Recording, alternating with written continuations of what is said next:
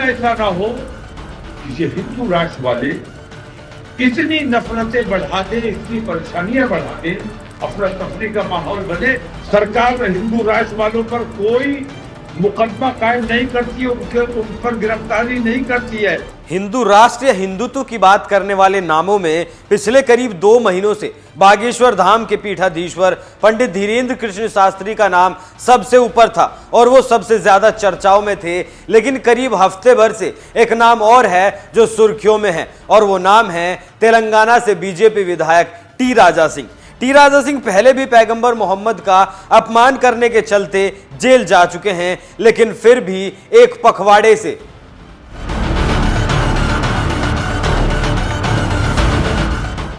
अयोध्या अभी झांकी है, काशी मथुरा बाकी है। जिस हिंदू का खून न खोले वो खून नहीं, वो पानी है। जो देश धर्म के काम न आए वो बेकार जवानी है। जो हिंदू हित का काम करेगा वही देश में राज करेगा। ऐसे नारों की गूंज पूरे महाराष्ट्र में सुनाई दे रही है। क्या कहना चाहते हैं टी राजा सिंह अपने इन भाषणबाजी से, आज बात उसी पर करेंगे। नमस्कार, एनएमएफ न्यूज देख रहे हैं आप, मैं हूं आपके साथ अभिषेक पुंडीर। 29 मार्च को महाराष्ट्र की सड़कों पर एक मार्च निकाला गया। यहां मुख्य अतिथि के रूप में बुलाया गया था बीजेपी के निलंबित विधायक टी राजा सिंह को। मार्च के दौरान लव जिहाद और लैंड जिहाद को रोकने, धर्मांतरण विरोधी कानूनों को लागू करने और मस्जिदों में लाउड स्पीकरों को बैन करने की मांग की गई थी। रैली के दौरान एक महिला वक्ता ने कहा था, अगर छत्रपति शिवाजी ना होते तो सभी हिंदुओं का खतना कर दिया जाता। लेकिन आज बात करेंगे उसके बाद की, जब अलग अलग मंचों पर टी राजा सिंह को बुलाया गया। तारीख थी 5 मार्च, जगह थी ठाणे का नेवाली गांव। यहां करीब 5000 लोगों की भीड़ जुटी। सिर पर भगवा पगड़ी और हाथों में भगवा झंडे थे। मंच पर बीजेपी विधायक टी राजा सिंह बोल रहे थे। मंच पर मौजूद पालघर हिंदू शक्तिपीठ के स्वामी भरतानंद महाराज भीड़ से पूछते हैं, शिवाजी की भूमि पर मस्जिदों की क्या जरूरत है? भूमि जिहाद के जरिए हिंदुओं की जमीन हड़पी जा रही है। मुस्लिम पुरुष हिंदू महिलाओं को बहला फुसलाकर धर्म परिवर्तन करा रहे हैं। भीड़ से जय श्री राम का नारा गूंजने लगता है। अगली जनसभा होती है 10 मार्च को अहमदनगर के श्रीरामपुर में। यहां भी हजारों की भीड़ होती है भगवा पगड़ी के साथ, भगवा झंडे, और स्टेज पर बोलते हैं टी राजा सिंह, हमारी बहन बेटियों को लव जिहाद के नाम पर फंसाया जा रहा है। उन्हें पाकिस्तान, सऊदी अरब और जहां जहां इस्लामिक राज है वहां बेचा जा रहा है। महाराष्ट्र में श्रद्धा रूपाली या फिर उर्वशी को लव जिहाद के नाम पर फंसाया गया। श्रद्धा को दिल्ली में ले जाकर 35 टुकड़े कर दिए।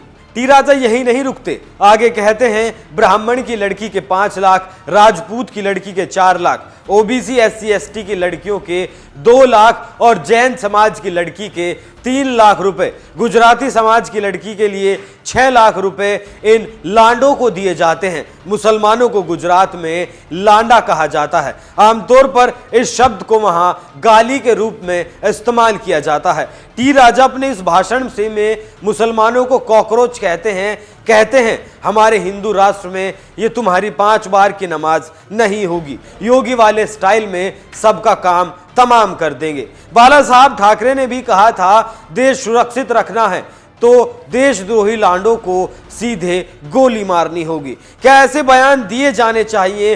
क्या मंच से ऐसी भाषा का प्रयोग किया जाना चाहिए? किसी बात पर सहमति या असहमति हो सकती है। हालांकि बयान को लेकर टी राजा पर एफआईआर दर्ज हो चुकी है, लेकिन यहां कश्मीर के पूर्व मुख्यमंत्री का हालिया बयान याद आता है। फारूक अब्दुल्ला ने कहा था, डर और नफरत की राजनीति नई नहीं है। बीजेपी 22-24 करोड़ मुसलमानों का क्या करेगी? क्या वे उन्हें समुद्र में फेंक देंगी या उन्हें चीन भेज देंगे? और इसके साथ ही याद आते हैं तौकीर रजा, जिनका कहना था कि अगर मुस्लिम नौजवान खड़ा हो गया तो क्या होगा, वो भी सुनिए। हिंदू राष्ट्र वालों पर कोई मुकदमा कायम नहीं करती है, उन पर गिरफ्तारी नहीं करती है, तो फिर जो खालिस्तान की मांग करते हैं उनकी मांग भी जायज है, उनकी मांग की भी हिमायत की जाएगी। अगर आप हिंदू राष्ट्र की मांग करोगे तो उनकी जायज मांग को उनके खिलाफ क्यों मुकदमे किए जाते हैं? तो खालिस्तान की मांग अगर गलत है तो हिंदू राष्ट्र की मांग भी गलत है। जो खालिस्तान की मांग करने वालों पर कार्रवाई की गई है, की जाती है, वो हिंदू राष्ट्र की मांग करने वालों पर कार्रवाई होनी चाहिए। देश द्रोह का मुकदमा चलाया जाना चाहिए, वरना हमें अंदेशा इस बात का है कि कल ऐसा ना हो कि ये हिंदू राष्ट्र वाले इतनी नफरतें बढ़ा दे, इतनी परेशानियां बढ़ा दे, अफरा तफरी का माहौल बने और हमारे नौजवान कल खड़े हो जाए और जो वो ऐलान करे कि हमें मुस्लिम राष्ट्र चाहिए। हम अपने मुल्क का एक और बंटवारा किसी कीमत पर नहीं होने देना चाहते। हम अपने देश से प्यार करते हैं, देश की एकता और अखंडता के लिए हम ये यात्रा लेकर निकल रहे हैं। सबसे पहले समझने की जरूरत है कि टी राजा जैसे नेताओं को ऐसी भाषणबाजी क्यों करनी पड़ी, क्योंकि बात यह भी सही है कि लव जिहाद, लैंड जिहाद और पैसे लेकर हिंदू लड़कियों को फंसाना, ये चीजें अस्तित्व में है। एक बार नहीं, तमाम बार इनके प्रमाण सामने आए हैं। तो सबसे पहले मुस्लिम समाज को इस बात का जवाब देना होगा, क्यों मुस्लिम लड़के अपनी पहचान छुपाकर हिंदू नाम रखते हैं, कलावा बांधते हैं, टीका लगाते हैं, यहां तक कि महाकाल के दर्शन करने भी जाते हैं, जिससे लड़की को यकीन दिला सके कि वो हिंदू हैं। और फिर उन लड़कियों का अंजाम क्या होता है वो देश देख रहा है। यही हाल लैंड जिहाद का है। कहीं भी खाली जगह देखकर मजार बना दी जाती है, मस्जिद बना दी जाती है। पिछले दिनों उत्तराखंड सरकार ने ऐसी 26 मजारों पर बुलडोजर चलाया है और 15 पर उससे पहले चलाया था। ये मजारें ऐसी जगह थी जहां आम इंसान का जाना प्रतिबंधित था। तो सबसे पहले इसका जवाब बनता है, और यह जवाब बनता है मुस्लिम समुदाय से। और अगर नहीं बनता तो ऐसे जिहादियों के लिए मौलाना बरेलवी को फतवा क्यों जारी करना पड़ा कि ऐसे लड़के इस्लाम से दूर हो जाते हैं, तो चीजें एक तरफ से खराब नहीं होती। पहल की गई है, शुरुआत की गई है। अब आप सुनिए टी राजा ने सीएम योगी का ही उदाहरण क्यों दिया लव जिहाद के खात्मे के लिए। कल इलाहाबाद हाईकोर्ट ने एक आदेश दिया है कि धर्म परिवर्तन के लिए शादी ब्याह के लिए धर्म परिवर्तन आवश्यक नहीं किया जाना चाहिए, इसको मान्यता नहीं मिलनी चाहिए। और इसलिए सरकार भी निर्णय ले रही है कि हम लव जिहाद को सख्ती से रोकने का कार्य करेंगे। एक प्रभावी कानून बनाएंगे। छद्मवेश में चोरी छुपे, नाम छुपा करके, स्वरूप छुपा करके जो लोग बहन बेटियों की इज्जत के साथ खिलवाड़ करते हैं, उनको पहले से मेरी चेतावनी, अगर वे सुधरे नहीं तो राम नाम सत्य है की यात्रा अब निकलने वाली है।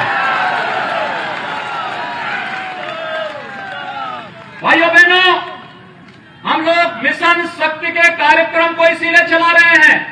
मिशन शक्ति के कार्यक्रम का मतलब ये है कि हम हर बेटी को, हर बहन को सुरक्षा की गारंटी देंगे। लेकिन उस सब के बावजूद अगर किसी ने दुस्साहस किया तो ऑपरेशन शक्ति अब तैयार है। और ऑपरेशन शक्ति का उद्देश्य यही है कि हम लोग हर हाल में उनकी सुरक्षा करेंगे, बहन और बेटियों की सुरक्षा और उनके सम्मान की रक्षा करेंगे। और इसी दिशा से ऑपरेशन शक्ति के इस कार्यक्रम को आगे बढ़ाने के साथ जो हम चल रहे हैं, न्यायालय के आदेश का भी पालन होगा और बहन बेटियों का भी सम्मान होगा। सीएम योगी की बुलडोजर कार्रवाई और लव जिहाद के कानून को और सख्त कर देना एक पैगाम जाता है देश के तमाम राज्यों के लिए कि वो भी ऐसा ही कानून अपने राज्य में पारित करें। समाजवादी पार्टी के विधायक हैं अबू आजमी। अबू आजमी इन रैलियों पर कहते हैं कि मुस्लिम समाज को अब इन रैलियों से डर लगने लगा है, लेकिन जब 15 मिनट के लिए पुलिस हटाने की बात की जाती है तब ये नहीं बोलते कि ऐसे बयानों से भी देश में अराजकता का माहौल बनता है। टी राजा का बयान समर्थन योग्य नहीं है, ना ही अकबरुद्दीन का बयान समर्थन योग्य था, लेकिन लव जिहाद में फंसकर जान गंवाने वाली लड़कियां सोचने पर मजबूर करती हैं, आखिर धर्म का चोला क्यों ओढ़ लिया जाता है हर घटना में। समझना होगा, लव से दिक्कत नहीं है, जिहाद से दिक्कत है। और यह दिक्कत आम इंसान को भी है, सरकार को भी है, इस देश के कानून को भी है और सुप्रीम कोर्ट को भी है। आप इस खबर पर क्या राय रखते हैं, हमें कमेंट करके जरूर बताएं। नमस्कार।